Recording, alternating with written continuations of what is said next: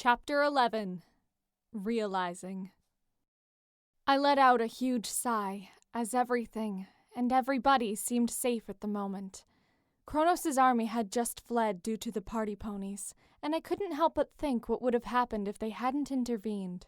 We would have been overwhelmed, and I was sure that Kronos, would have made it into the Empire State Building, and right now could have been destroying Olympus. Too close. Too darn close. Those centaurs had just stopped pushing the monsters away after Chiron instructed them to. Chiron's smart, I said to no one in particular. If we pursue, we'll get too spread out. We need to regroup. But the enemy, Percy argued. I cut him off. They're not defeated, not by a long shot. But the dawn is coming.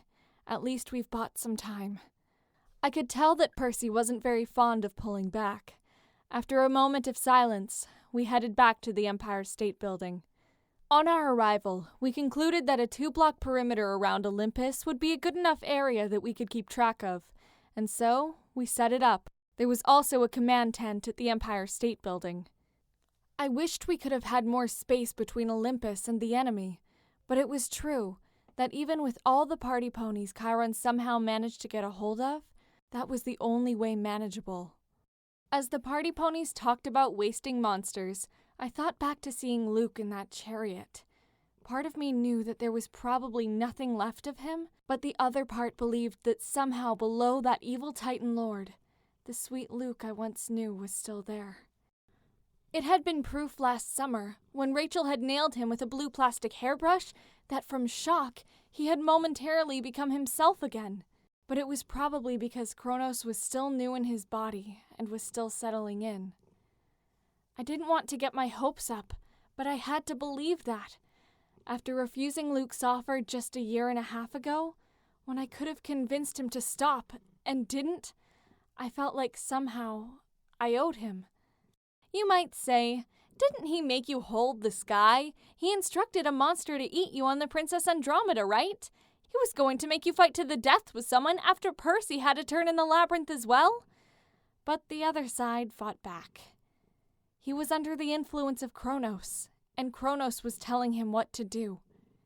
After how far everything had gone, if he refused what Kronos instructed, he would pay a consequence for sure.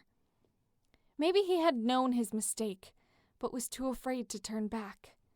Plus, in the beginning, Kronos had threatened him with nightmares. Had he ever really had the choice? I knew the answer was that in the end, he had chosen it, but that didn't mean he was regretful, as he had proved it to me. He was. He had wanted to run away with me, to get out of this mess by running away. Was running away the only solution to his problems? He had run away from his mom as well, after all. I nearly stopped walking as I figured that these thoughts sounded familiar. Percy. The argument. Percy ran away too.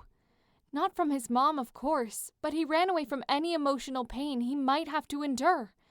Luke ran away from physical pain. I wondered if Percy really was more afraid of emotionally being hurt than physically. Yes, that was the answer. Yes, because his fatal flaw was loyalty. If anyone important to him was hurt, it caused him pain. More pain than physically, apparently. Plus, he had done countless things that Luke would not have done. He had taken the sky, just to help the rest of us, so we could be protected by Artemis. He had pretty much been willing to die for me in that volcano last summer. Saving me from the Siren Bay was incredibly dangerous, but yet again, he had risked himself for me. It made me wonder. These things were choices. He could have chosen to leave me to die. But I was struck with another thought. To him, was there really any choice?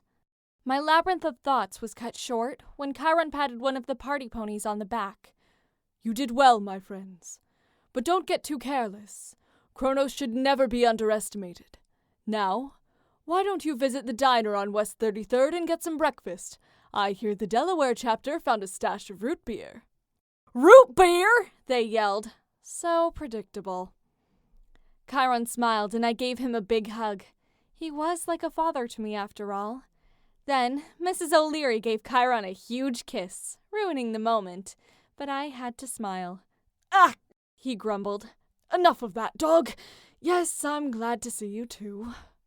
"Chiron, thanks." Percy gave him the credit he deserved. "Talk about saving the day." Chiron shrugged, as if he was used to this kind of thing, which of course he was.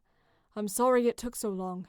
Centaurs travel fast, as you know. We can bend distance as we ride. Even so, getting all the centaurs together was no easy task. The party ponies are not exactly organized." "How'd you get through the magic defenses around the city?" I asked, curious. If they could, then maybe more help could really be on the way, and we wouldn't be so alone. "They slowed us down a bit," he responded, "but I think they're intended mostly to keep mortals out. Kronos doesn't want puny humans getting in the way of his great victory." "So, maybe other reinforcements can get through?" Percy asked hopefully, just as I was thinking. Maybe the Ares cabin could get in as well, if Selena completed the task. Chiron stroked his beard, which was a bit unkempt. "Perhaps, though time is short. As soon as Kronos regroups, he will attack again. Without the element of surprise on our side." I got it. The last surprise on our side was the centaurs, and there was nothing left. Even if the Ares campers showed up, it wouldn't be much of a surprise, which meant that our hope no longer lied with strategy and wisdom, as much as I hated it. It relied on the war itself, and how hard we fought. But of course, there was still wisdom within it. Within every little attack and every monster is a thought. How to beat it, where to stab, what to do next. Wisdom was always there. "And Typhon?" Percy asked. How could I completely have forgotten about that? Even if we beat Kronos, Typhon would be here soon after. Was there really a point in fighting anymore? Could there still be a slim chance we won? Chiron's face darkened. "The gods are tiring. Dionysus was incapacitated yesterday. Typhon smashed his chariot, and the wine god went down somewhere in the Appalachians. No one has seen him since." That meant my dream was right. Just one more god to lose, and I was afraid of the result. Like we hadn't lost enough of the minor ones already to Kronos. I put my head in my palms. Chiron continued. "Hephaestus is out of action as well." "Wow, way to jinx it, Annabeth!" "He was thrown from battle so hard he created a new lake in western Virginia. He will heal, but not soon enough to help. The others still fight. They've managed to slow Typhon's approach, but the monster cannot be stopped. He will arrive in New York by this time tomorrow. Once he and Kronos combine forces..." Then it would be impossible. There would be no chance left. The chances seem slim now, but I remembered the prophecy, which somehow gave me hope. A single choice shall end his days, Olympus to preserve or raise. That meant there was still somehow a 50-50% chance of us winning, as long, of course, as Seaweed Brain chose correctly. Then I realized something. How had I forgotten?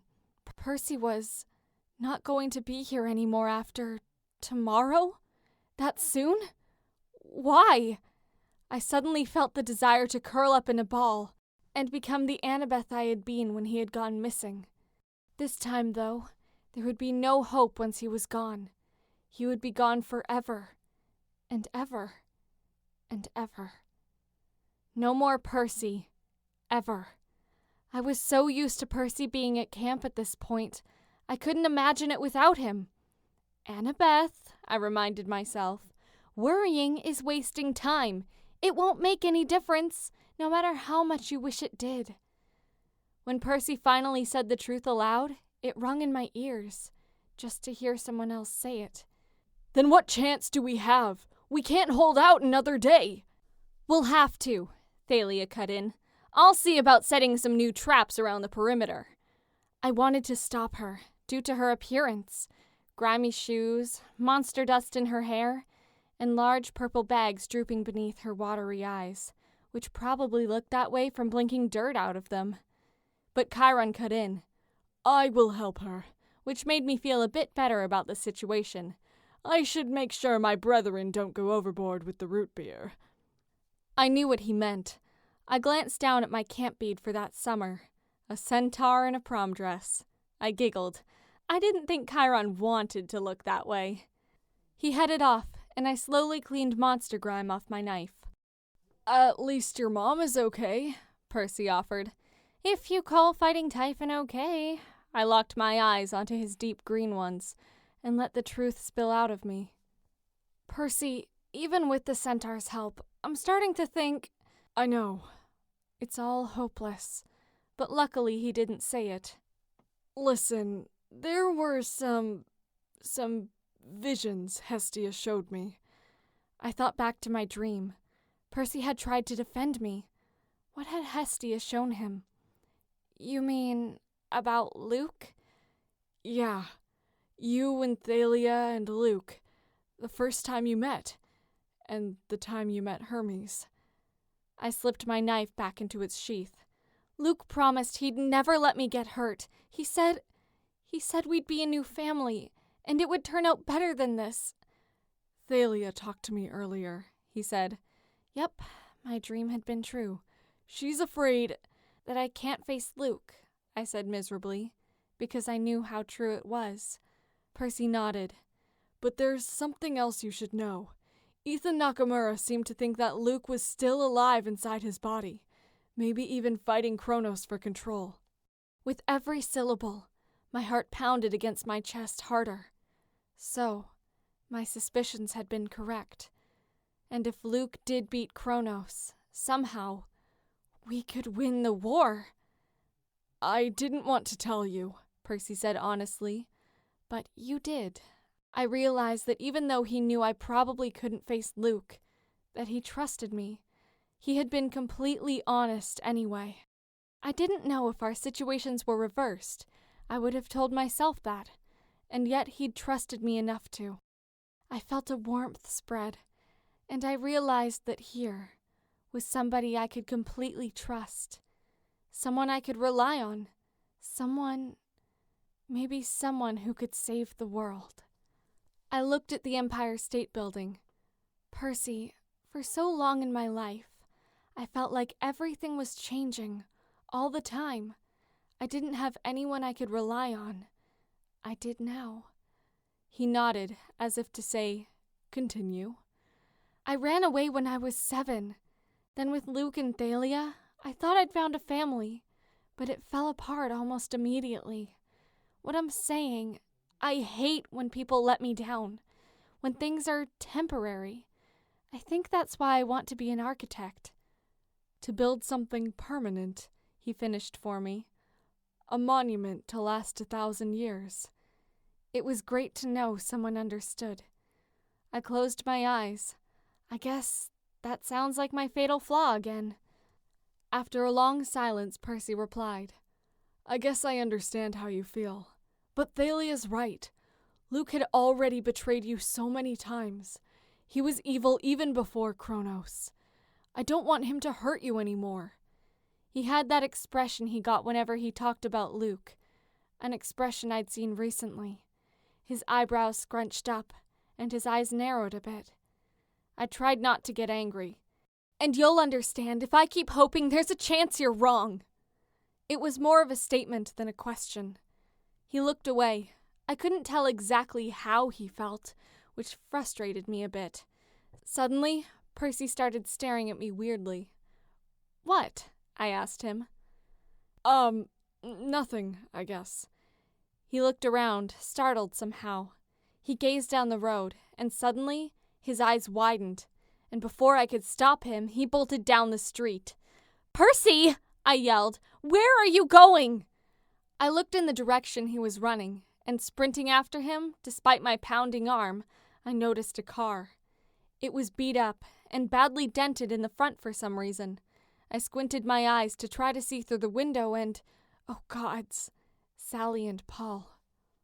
I ran up to Percy, who was now standing next to the car. They must have seen those blue lights in the sky." He looked completely horrified as he rattled the locked doors, trying to get them to budge, but they didn't. "I need to get them out!" "Percy, I said gently, trying to make him feel better. I can't leave them here! He pounded on the windshield, and it hurt me somehow seeing him like this. I have to move them! I have to! He probably would have gone on for another 10 minutes if I didn't cut him off. Percy, just hold on. I scanned my surroundings for Chiron, and when I spotted him, I waved him over. I looked back to Percy. We can push the car to a side street, all right? They're going to be fine. I noticed his hands were trembling, and realized that maybe this wasn't just fear of losing his parents. Maybe he had been this scared all along, and hadn't realized it, or seeing his parents just shook him into showing it. I heard hooves clopping behind me. What's... Oh dear, I see. They were coming to find me, Percy said. My mom must have sensed something was wrong. Most likely, Chiron told him. But Percy, they will be fine. Nobody will be fine, I almost said, but I didn't think that would make Percy feel any better. The best thing we can do for them is stay focused on our job. Suddenly, Percy muttered, No way. And I looked in the back seat. There was a Greek jar, about maybe 3 feet tall, strapped in the back seat belt. That's impossible! I thought you left that at the plaza. Thalia had mentioned it, I think. Locked in a vault, Percy agreed. Chiron's eyes widened in recognition. That isn't Pandora's jar, Percy cut in. He told us about a meeting he had had with Prometheus, Thalia, Grover, and Ethan, and some giants. Chiron looked grim. Then the jar is yours. It will follow you and tempt you to open it. No matter where you leave it, it will appear when you are the weakest. Probably like now, I thought, still looking at Percy, who was staring at his parents. Suddenly, his facial expression changed from downcast to enraged. He pulled out Riptide and slashed through the window, the glass shattering and bouncing off his chest due to the curse. We'll put the car in neutral, Percy said, clearly trying to contain his rage. Push them out of the way and take that stupid jar to Olympus. A good plan, Chiron said, but Percy... I was waiting for what he was going to say, when suddenly the sound of a distant motor rang in my ears. I looked to the sky and spotted a helicopter that read, Dare Enterprises. Immediately I was furious. What is she doing here? I demanded. Who? Chiron said, confused. What mortal would be insane enough? The helicopter pitched forward and I gulped. Rachel was definitely not my favorite person in the world, but she certainly didn't deserve to die. The Morpheus enchantment, Chiron hollered. The foolish mortal pilot is asleep. Percy just stood there, frozen like an ice sculpture. I gave him the best glare I could manage and said sharply, Come on, Percy, we have to save your friend. And as we ran, I thought only 3 words over and over. Rachel Elizabeth Dare.